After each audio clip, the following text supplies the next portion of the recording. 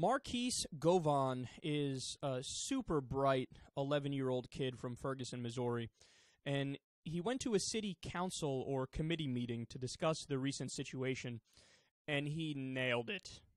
I would just like to say that the people of Ferguson, I believe, don't need tear gas thrown at them. I believe they need jobs. I believe the people of Ferguson, they don't need batons.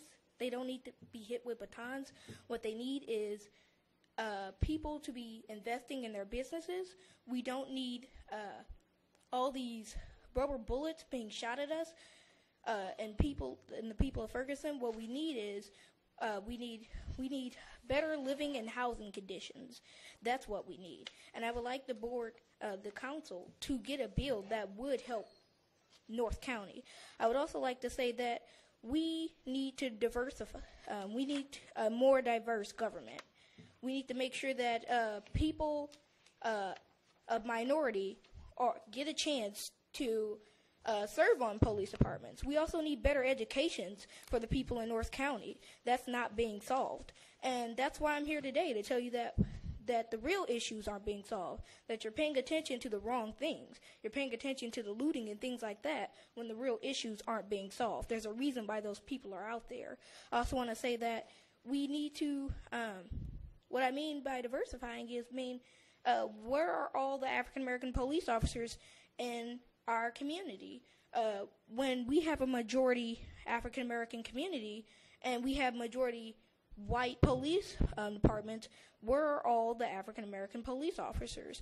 And why do we have mostly people of the majority working in our neighborhoods? Why don't we have people that are our color working in our neighborhoods? It's not right that we have people that we can't get a job in our own neighborhoods, that we have people who are white working in our own neighborhoods. It's not right that we can't even get a job in our own neighborhoods. Thank you. Thank you, Marquise. That kid is 11 years old. His point, I think, is irrefutable. Because if you look at the conservative perspective on this, what it boils down to is there's a bunch of rowdy blacks who can't control themselves because that's just how they are. Now, that's not just my opinion or conjecture.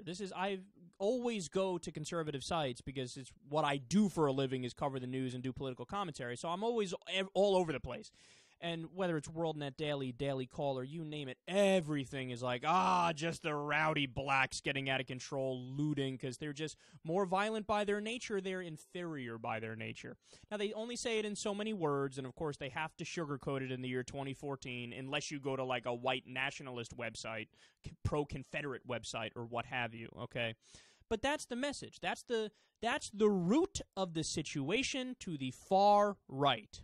And what Marquise is saying is, no, maybe these people are mad because the education system sucks, because there's no jobs for them, so they live in a hopeless circumstance. And maybe they're also mad because the mostly white police are abusing power on a regular basis.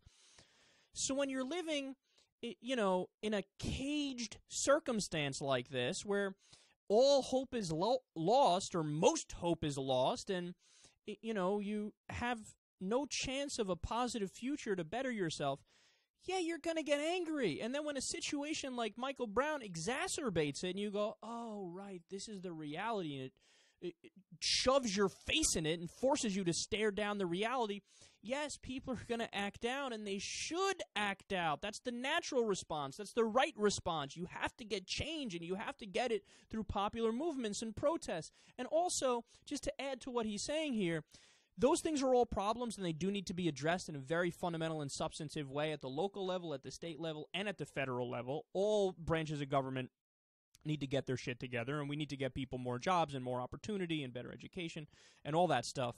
But also, arrest Darren Wilson. How long?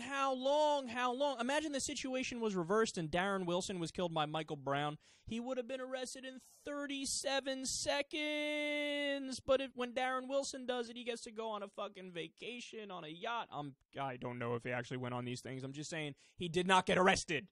okay? And then have a trial, make sure justice is done, and I fear, of course, in this case, the same thing might happen like what happened with George Zimmerman, what happened with Jordan Michael Davis, although that guy's getting a retrial now too, thankfully. I don't know all the details of that, but we have a chance for justice on that. And actually, he did get some punishment originally. But that's what we want to see. We want to see justice. We want to see that all lives are valued and treated equally under the law, and we want to see that there's a concern for the community, and we want to see all these uplifting practices by getting a better education system, having better jobs, so on and so forth. And look, it takes an 11-year-old. How sad is that? An 11-year-old going in front of a government body to say, hey, guys, here's the root of the situation. Because what do people always do? It's such a red herring, but people only focus on the symptoms of the problem, not the problem itself.